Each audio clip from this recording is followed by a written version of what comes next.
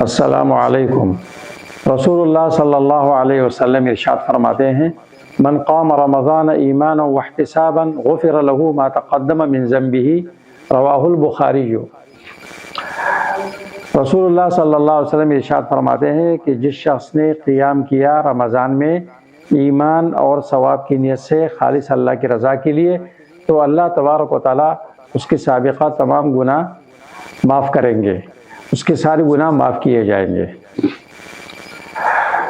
جس قیام کے اس حدیث میں ذکر ہے، یہ وہ قیام ہے جو اس مہینے کے ساتھ خاص ہے، اور اسی کو تراویح کی نماز کہا جاتا ہے۔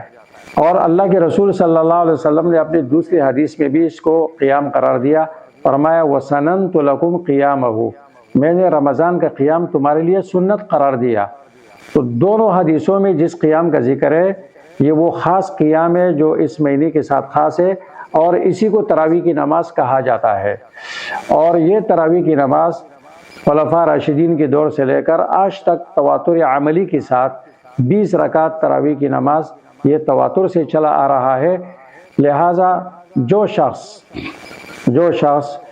اللہ کی رضا کے لیے اور اس بات پر ایمان رکھتے ہوئے، روزے کی فرضیت پر ایمان رکھتے ہوئے، اللہ کی رضا کے لیے خالص اللہ کی رضا کے لیے 20 رکعت تراویح کے اہتمام کرے گا اور مکمل طور پر پڑھے گا، تو یہ اس کے سابقہ گناہوں کے مغفرت کا سبب بنے گا۔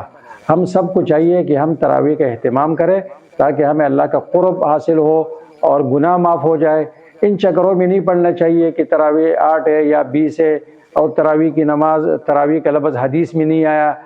تو حدیث میں یہ جو خاص قیام کا لفظ آیا ہے، دونوں حدیثوں میں وہ اس مہینے کے ساتھ خاص ہے، اور بعد میں اس کا نام تراویح پڑ گیا تو کیا ہوا؟ لہٰذا اس کا انکار کرنا یہ حدیث کا انکار ہے، اور مسلمان کی شان کے خلاف ہے کہ وہ ان باتوں میں الجھ جائے۔